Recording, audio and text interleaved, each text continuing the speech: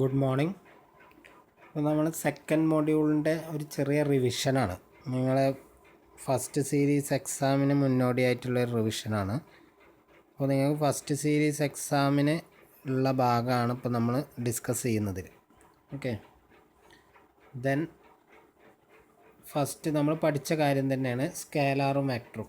അപ്പോൾ നിങ്ങൾ ശ്രദ്ധിക്കേണ്ടത് ഇത് റിവിഷനാണ്. നിങ്ങൾ പഠിക്കേണ്ട നോട്ട് ഇതിൻ്റെ മുന്നേ എഴുതിയ നോട്ട് നോക്കിയിട്ടാണ്. ഓക്കെ, അപ്പോൾ ഇത് ജസ്റ്റ് ഒരു കണ്ടൻറ്റ് മാത്രം ഒന്ന് പറയുന്നേ ഉള്ളൂ.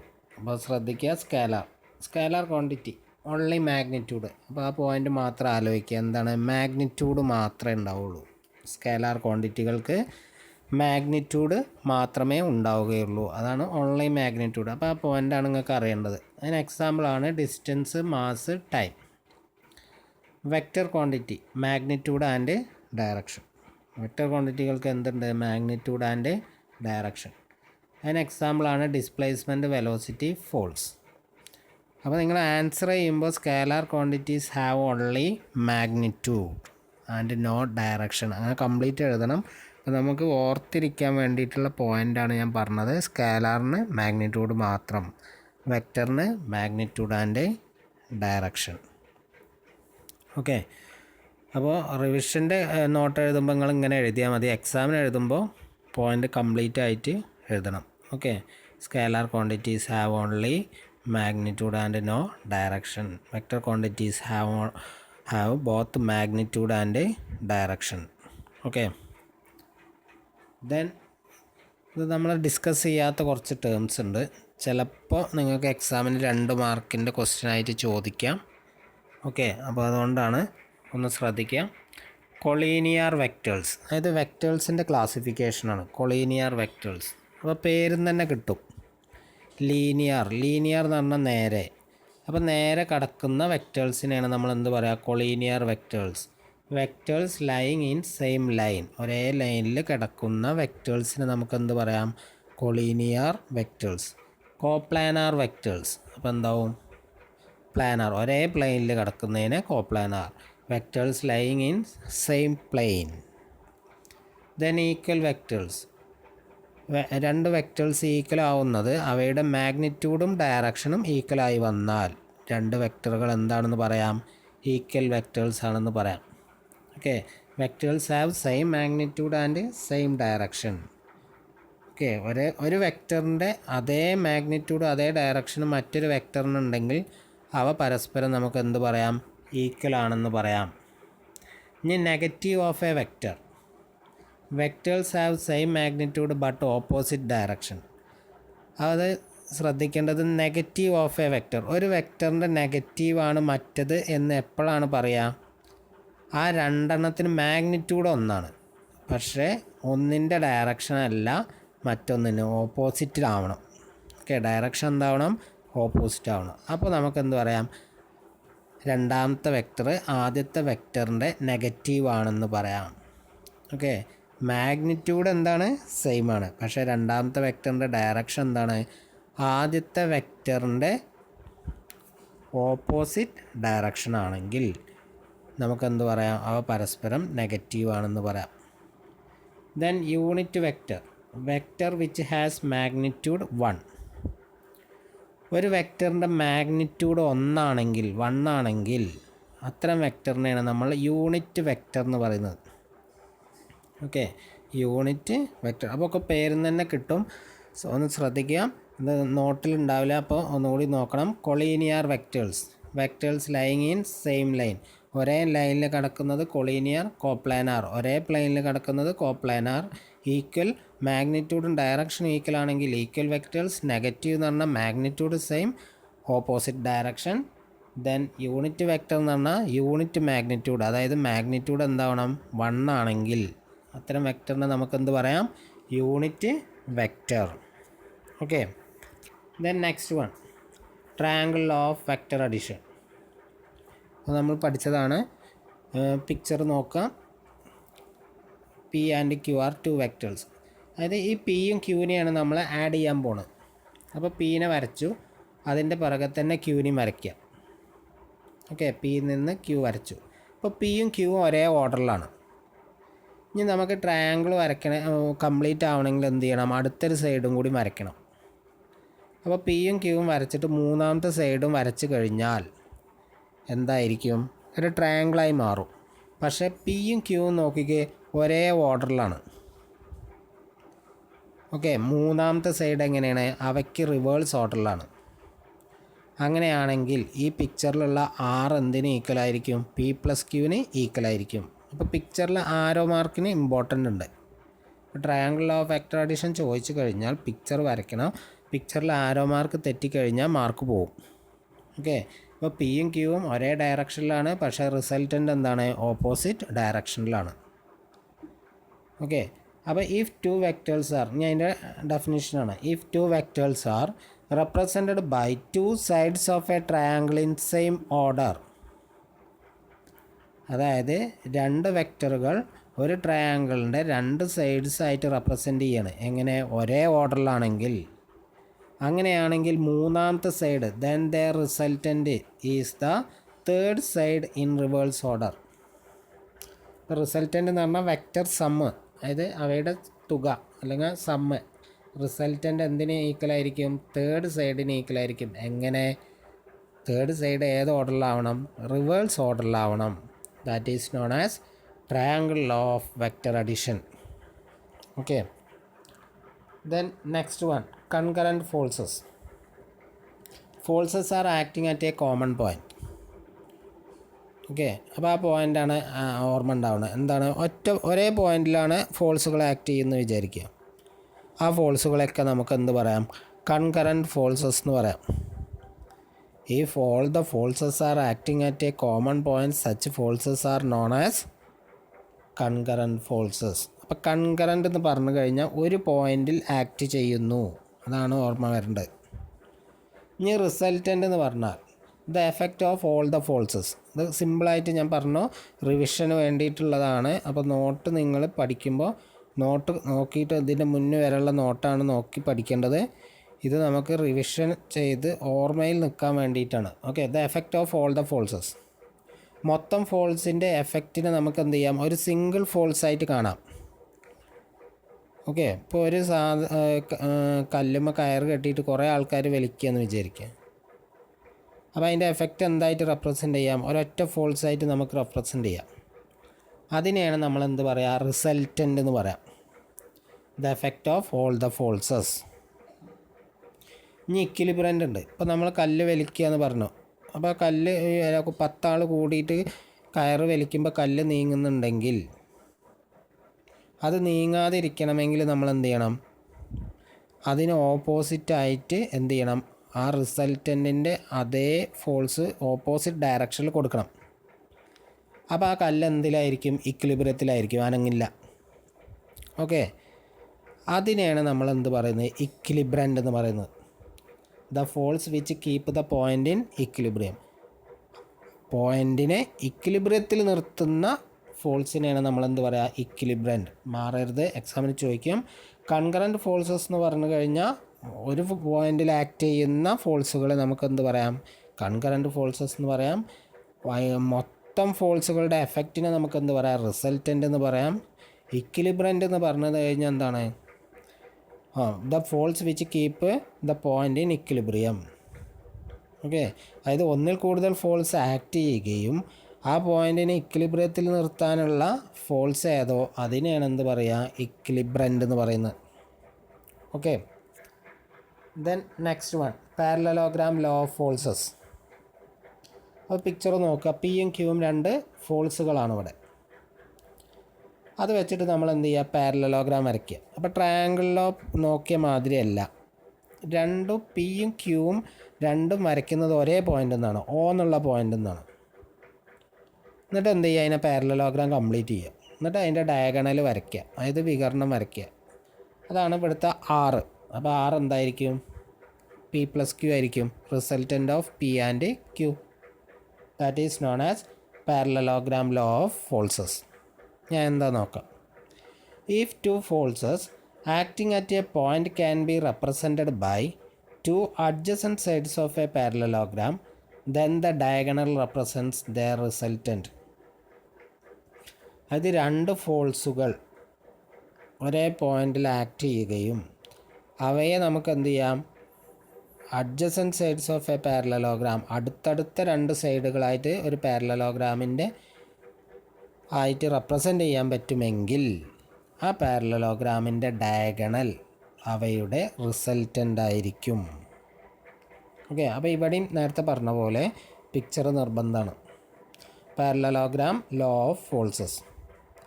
ഇനി ഇതേപോലെ തന്നെ parallelogram law of vector addition ചോദിക്കാം.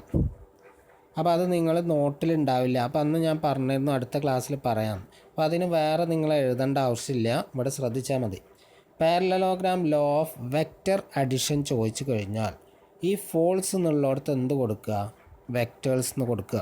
ഫോൾസസ് എന്നുള്ളിടത്ത് എന്ത് ചെയ്യുക, വെക്റ്റേഴ്സ്. അപ്പോൾ നിങ്ങളോട് parallelogram law of vector addition ചോദിച്ചു കഴിഞ്ഞാൽ ഡെഫിനേഷൻ, ഞാൻ പിക്ചർ സെയിം ആണ്, ഡെഫിനേഷൻ നോക്കിക്കോളൂ. ഇഫ് ടു വെക്റ്റേഴ്സ്, അതായത് ഫോൾസസ് എന്നുള്ളിടത്ത് എന്ത് കൊടുക്കുക, if two vectors are acting at a point can be represented by two adjacent sides of a parallelogram, then the diagonal represents their resultant. മനസ്സിലായോ? Parallelogram law of ഫോൾസസ് ചോദിച്ചാലും parallelogram law of vector addition ചോദിച്ചാലും ഒന്ന് തന്നെയാണ് എഴുതേണ്ടത്. പക്ഷേ ഫോൾസസ് എന്നുള്ളിടത്ത് എന്ത് കൊടുക്കുക, വെക്റ്റേഴ്സ് എന്നുണ്ട് അപ്ലൈ ചെയ്യുക. Okay, then next one, magnitude and direction of resultant of two forces.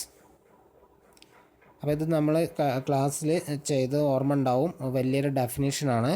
അത് ഇനി ഇങ്ങനെ ചെയ്യാൻ പറ്റില്ല, കാരണം നിങ്ങൾ ബുക്കിൽ എഴുതി അല്ലെങ്കിൽ ഒരു പേപ്പർ എടുത്ത് എഴുതിയിട്ട് തന്നെ പഠിക്കണം. പാരലലോഗ്രാം വരച്ചിട്ട് എന്ത് ചെയ്യണം, അതിൻ്റെ മാഗ്നിറ്റ്യൂഡ് ആൻഡ് ഡയറക്ഷൻ കാണണം. അപ്പോൾ ഞാൻ ഇവിടെ ഡിസ്കസ് ചെയ്യുന്നത് അതിൻ്റെ പ്രോബ്ലം വന്നു കഴിഞ്ഞാൽ എങ്ങനെ ചെയ്യാം എന്നാണ്.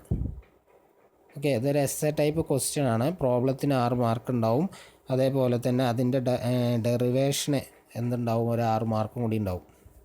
Magnitude and direction of resultant of two forces അത് നമ്മളൊരു ക്ലാസ്സിൽ ഡിസ്കസ് ചെയ്തിരുന്നു. അതിൻ്റെ റിസൾട്ട് ഇവിടെ ഉണ്ട്. അത് വെച്ചിട്ട് നമ്മളെ പ്രോബ്ലം ചോദിച്ചു കഴിഞ്ഞാൽ എന്ത് ചെയ്യണം എന്നാണ് നോക്കുന്നത്. ഓക്കെ, അപ്പോൾ മാഗ്നിറ്റ്യൂഡ് കാണാനുള്ള ഇക്വേഷനാണ് ആദ്യം പറയുന്നത്. ആർ ഈസ് ഈക്വൽ ടു, പിയും ക്യൂവും 2 ഫോൾസാണ്. പിയും ക്യൂവും 2 ഫോൾസാണ്. അങ്ങനെയാണെങ്കിൽ R equal to root complete ഉള്ളതാണ്. Okay, root of P square plus 2pq cos theta plus Q square. Okay, മാഗ്നിറ്റ്യൂഡിനുള്ള ഇക്വേഷനാണ്, മാറരുത്. നിങ്ങളോട് റിസൾട്ടൻ്റ് കാണാൻ പറഞ്ഞാൽ മാഗ്നിറ്റ്യൂഡും ഡയറക്ഷനും കാണേണ്ടി വരും. ഇപ്പോൾ വെറും മാഗ്നിറ്റ്യൂഡാണ് കാണാൻ പറയുക, അധികം രണ്ടും കാണാൻ പറയും. ചിലപ്പോൾ മാഗ്നിറ്റ്യൂഡ് മാത്രമാണ് കാണാൻ പറഞ്ഞാൽ നിങ്ങൾ എന്ത് ചെയ്താൽ മതി, ആർ ഈക്വൽ ടു എന്ന് കണ്ടാൽ മതി. അതല്ല റിസൾട്ടൻ്റ് കാണാൻ പറഞ്ഞാലും നിങ്ങൾ എന്ത് ചെയ്യേണ്ടി വരും, മാഗ്നിറ്റ്യൂഡും ഡയറക്ഷനും കാണണം. അപ്പോൾ മാഗ്നിറ്റ്യൂഡ് കാണാനുള്ള equation R is equal to root of P square plus 2pq cos theta plus Q square. പിയും ക്യൂവും എന്താണ്, 2 ഫോൾസുകളാണ്, തെറ്റരുത്. R equal to root of P square plus 2pq cos theta plus Q square. ഇനി ഡയറക്ഷനാണ് കാണണമെങ്കിലോ alpha equal to tan inverse. Okay, tan inverse Q sine theta divided by P plus Q cos theta. അപ്പോൾ equation കാണാതെ പഠിക്കും വേണം, ഇതിൻ്റെ ഡെറിവേഷനും പഠിക്കണം. Okay, അപ്പോൾ പ്രോബ്ലം മാത്രമാണ് ചോദിക്കുന്നതെങ്കിൽ ഇക്വേഷൻ അറിഞ്ഞാലേ ചെയ്യാൻ പറ്റുള്ളൂ.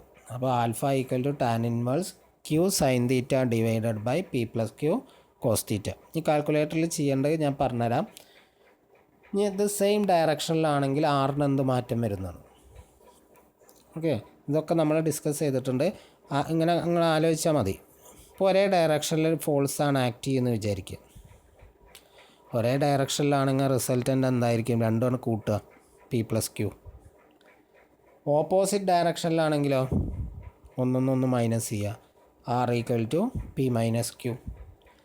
ഇനി അടുത്തതാണ് ശ്രദ്ധിക്കേണ്ടത്. പെർപെൻഡിക്കുലർ ആണെങ്കിൽ കാണാനുള്ള equation R is equal to root of P square plus Q square ആണ്.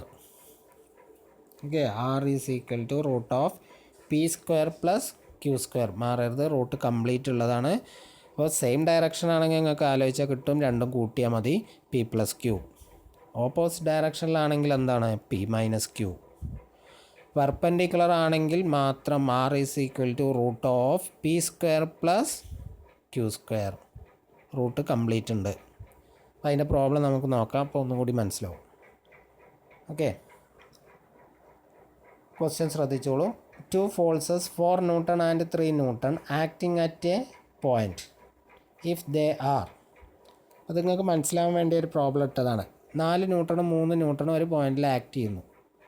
If they are in same direction, ഒരേ ഡയറക്ഷനിലാണെങ്കിൽ നമ്മൾ പറഞ്ഞു ആർ ഈക്വൽ ടു എന്താണ്, പി പ്ലസ് ക്യൂ ആണ്. അപ്പോൾ 4 3 എത്ര വരും, 7.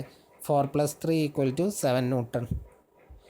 ഇൻ ഓപ്പോസിറ്റ് ഡയറക്ഷൻ, അപ്പോൾ ഓപ്പോസിറ്റ് ഡയറക്ഷൻ ആകുമ്പോൾ R equal to P minus Q, that is 4 - 3 = 1 newton. If they are perpendicular, ഇപ്പോൾ പെർപെൻഡിക്കുലർ ആണെങ്കിലോ R equal to √p² + q². R equal to നേരത്തെ പറഞ്ഞില്ലേ p² + q². അപ്പോൾ ഇനി എന്ത് ചെയ്യേണ്ടി വരും, ഇത് ചെയ്യുന്നേ വേണം. അപ്പോൾ √p², പി എന്ന് പറഞ്ഞാൽ എത്രയാണ്, ആദ്യത്തെ 4² എത്ര വരും, 16 + 3² എന്ന് പറഞ്ഞാൽ 9. അപ്പോൾ റൂട്ട് കംപ്ലീറ്റ് ഉള്ളതായതുകൊണ്ട് ആദ്യം കൂട്ടിയതിന് ശേഷമേ, ആഡ് ചെയ്തതിന് ശേഷമേ എന്ത് ചെയ്യാൻ പറ്റുള്ളൂ, റൂട്ട് കാണാൻ പറ്റുള്ളൂ. അപ്പോൾ 16 + 9 എത്ര വരും, 25. അപ്പോൾ √25 എത്രയാണ്, 5 ന്യൂട്ടൺ. അപ്പോൾ റിസൾട്ടൻറ്റിനൊക്കെ എന്തുണ്ടാവും, തന്നതിൻ്റെ അതേ യൂണിറ്റ് ഉണ്ടാവും. അപ്പോൾ എന്താണ്, 7 ന്യൂട്ടൺ, 1 ന്യൂട്ടൺ ആൻഡ് 5 ന്യൂട്ടൺ. അപ്പോൾ ഇങ്ങനെയാണ് സെയിം ഡയറക്ഷനും ഓപ്പോസിറ്റ് ഡയറക്ഷനും പെർപെൻഡിക്കുലർ ആണെങ്കിൽ ചെയ്യേണ്ടത്. ഓക്കെ, ഇനി അടുത്ത് നോക്കിക്കോളൂ. നമ്മൾ ഡിസ്കസ് ചെയ്ത പ്രോബ്ലം തന്നെയാണ്. 2 forces, okay, 20 Newton and 10 Newton act at a point at an angle 60 degree. Find their resultant. 2 ഫോഴ്സുകളാണ്, 20 Newton and 10 Newton. എത്ര ആംഗിൾ വെച്ചിട്ട്, 60 ഡിഗ്രിയിലാണ് ആക്ട് ചെയ്യുന്നത്. അതായത് അവയ്ക്ക് ഇടയിലുള്ള ആംഗിളാണെന്ത്, 60 ഡിഗ്രി. അവയുടെ റിസൾട്ടൻ്റ് കാണണം. അപ്പോൾ ഞാൻ വീണ്ടും പറയാം, റിസൾട്ടൻ്റ് കാണാൻ പറഞ്ഞാൽ നിങ്ങൾ മാഗ്നിറ്റ്യൂഡും കാണണം, ഡയറക്ഷനും കാണണം. അപ്പോൾ മാഗ്നിറ്റ്യൂഡ് കാണണമെങ്കിൽ ആറും, ഡയറക്ഷൻ കാണാനെങ്കിൽ ആൽഫയും. അപ്പോൾ തന്നത് ആദ്യം എടുത്തെഴുതുക. പി = 20 ന്യൂട്ടൺ, ക്യൂ = 10 ന്യൂട്ടൺ, തീറ്റ = 60. അപ്പോൾ ആറ് കാണാനുള്ള ഇക്വേഷൻ എന്താ, √p² + 2pq cos θ + q². Okay, അപ്പോൾ r = പിക്ക് പകരം എന്ത് കൊടുക്കുക, 20² + 2 × 20, പിക്ക് പകരം 20 × 10 cos 60 + q² പകരം എന്താ, 10². അപ്പോൾ r = 26.46 ന്യൂട്ടൺ വരും. അപ്പോൾ ഞാൻ അന്ന് തന്നെ പറഞ്ഞിരുന്നു, നിങ്ങൾ കാൽക്കുലേറ്റർ ഉപയോഗിക്കുമ്പോൾ 100 ms താഴെയുള്ള കാൽക്കുലേറ്റർ ഉപയോഗിച്ച് ചെയ്യുക. റൂട്ട് ഇടുക, ബ്രാക്കറ്റ് ഇടുക, അതിൻ്റെ ഉള്ളിൽ ഈ ടേംസ് നേരിട്ട് ടൈപ്പ് ചെയ്താൽ മതി. ഓക്കെ, എന്നിട്ട് ആൻസർ കാണാം നേരിട്ട്. അല്ലാതെ നിങ്ങൾ 20ൻ്റെ സ്ക്വയർ പിന്നെ cos 60ൻ്റെ വാല്യൂ അങ്ങനെ ഓരോന്ന് ചെയ്യേണ്ട, നേരിട്ട് അപ്ലൈ ചെയ്താൽ മതി. ഓക്കെ, അപ്പോൾ 26.46 ന്യൂട്ടൺ വരും. അപ്പോൾ നിങ്ങളോട് മാഗ്നിറ്റ്യൂഡ് മാത്രമാണ് കാണാൻ പറഞ്ഞിട്ടുള്ളതെങ്കിൽ ഇതുവരെ ചെയ്താൽ മതി. അപ്പോൾ നമ്മളോട് പറഞ്ഞ റിസൾട്ടൻ്റാണ്, അപ്പോൾ മാഗ്നിറ്റ്യൂഡും ഡയറക്ഷനും കാണണം. ഓക്കെ, അപ്പോൾ ഇനി ഡയറക്ഷൻ കാണാനുള്ള ഇക്വേഷൻ നോക്കാം. Alpha = tan inverse q sin θ / p + q cos θ. അപ്പോൾ ആൽഫ = tan inverse, ക്യൂവിന് പകരം 10 sin 60 / അപ്പോൾ അടിയിൽ വീണ്ടും ബ്രാക്കറ്റ് വന്നിട്ടുണ്ട്, ശ്രദ്ധിച്ചറിയുക. കാരണം അവിടെ p + q cos θ എന്നുണ്ട്, 2 ടേം ഉണ്ട്. അപ്പോൾ വീണ്ടും ഒരു ബ്രാക്കറ്റ് ഇടുക. അപ്പോൾ 20 + 10 cos 60, ആ ബ്രാക്കറ്റ് ഇടാതെ നിങ്ങൾ കാൽക്കുലേറ്ററിൽ ചെയ്താൽ വാല്യൂ വേറെയാണ് കിട്ടുക, അപ്പോൾ തെറ്റും. ഓക്കെ, അപ്പോൾ നിങ്ങൾക്ക് കിട്ടുക 19.10 എന്നാണ്. ഡിഗ്രിക്ക് മാറ്റുമ്പോൾ 19 ഡിഗ്രി 6 മിനിറ്റ് എന്നാണ്. ഡിഗ്രിക്ക് മാറ്റാൻ കാൽക്കുലേറ്ററിൽ ഒരു ഓപ്ഷൻ ഉണ്ട്, അന്ന് പറഞ്ഞു തന്നിരുന്നു. ഇനി അതല്ല 19.10 എന്ന് എഴുതിയാൽ നിങ്ങൾക്ക് മാർക്ക് കിട്ടും. ഓക്കെ, അപ്പോൾ ടാൻ ഇൻവേഴ്സ്, അപ്പോൾ കാൽക്കുലേറ്ററിൽ ചെയ്യുമ്പോൾ ടാൻ ഇൻവേഴ്സ് കിട്ടാൻ വേണ്ടിയിട്ട് ഷിഫ്റ്റ് ടാൻ എന്നുള്ള ബട്ടൺ അടിക്കണം. ഷിഫ്റ്റ് എന്നുള്ളൊരു ബട്ടൺ ഉണ്ടാവും, അത് കഴിഞ്ഞാൽ അപ്പോൾ തന്നെ എന്ത് ചെയ്യുക, ടാൻ അടിക്കുക. അപ്പോൾ ടാൻ ഇൻവേഴ്സ് എന്ന് വരും. എന്നിട്ട് 10 ബ്രാക്കറ്റ് ഇടുക, എന്നിട്ട് 10 sin 60 എന്ന് അടിക്കുക, എന്നിട്ട് ഡിവൈഡഡ് ബൈ വീണ്ടും ഒരു ബ്രാക്കറ്റ് ഇടുക, 20 + 10 cos 60 ബ്രാക്കറ്റ് ക്ലോസ് ചെയ്യാം. എന്നിട്ട് എന്ത് ചെയ്യുക, ആൻസർ അടിക്കുക. അപ്പോൾ 2 ബ്രാക്കറ്റ് ക്ലോസ് ചെയ്യാനുണ്ടാവും, ആദ്യത്തവും പിന്നെ അടിയിലത്തെ ഒന്നിൻ്റെ. ഓക്കെ, എന്നിട്ട് ആൻസർ അടിക്കുമ്പോൾ നിങ്ങൾക്ക് 19.10 എന്ന് കിട്ടും. പിന്നെ ഒരു ബട്ടൺ ഉണ്ടാവും, 0, 3 കോമയൊക്കെ ഇട്ടിട്ടുള്ള ഒരു ബട്ടൺ ഉണ്ടാവും. അത് ഞെക്കുമ്പോൾ നിങ്ങൾക്ക് എന്ത് ചെയ്യും, 90 ഡിഗ്രി 6 മിനിറ്റ് എന്നുള്ള ആൻസർ കിട്ടും. ഓക്കെ, അപ്പോൾ ഇതുവരെയാണ് നിങ്ങൾക്ക് ഫസ്റ്റ് സീരീസ് എക്സാമിനുള്ള ഭാഗം. ഏത് സെക്കൻഡ് മൊഡ്യൂളിൻ്റെ ഇതേപോലെ ഏതും ഉണ്ടാവും, ഫസ്റ്റ് മൊഡ്യൂളിൻ്റെ ഭാഗം ഉണ്ടാവും. അപ്പോൾ പ്രോബ്ലംസ് ചെയ്ത് നോക്കണം. അതേപോലെ തന്നെ ഞാൻ വീണ്ടും പറയുന്നു, ഇതൊരു ജസ്റ്റ് റിവിഷനാണ്. നിങ്ങൾ വായിച്ച് പഠിക്കാനുള്ള പോർഷൻ നിങ്ങൾ നോട്ടിൽ ഇതുവരെ എഴുതിയതാണ്. അപ്പോൾ റിവിഷൻ ക്ലാസ്സിൽ എൻ്റെ നോട്ട് സബ്മിറ്റ് ചെയ്യുമ്പോൾ ഈ വീഡിയോസിലുള്ള കണ്ടൻറ്റ് മുഴുവനായിട്ട് ഒന്നും കൂടി സബ്മിറ്റ് ചെയ്യാം. ഇനി എഴുതിയതാണെന്നുണ്ടെങ്കിലും വീണ്ടും സബ്മിറ്റ് ചെയ്തിട്ട് എന്ത് ചെയ്യണം, ഫോട്ടോ എടുത്തിട്ട് അയച്ചു തരണം. Okay, thank you.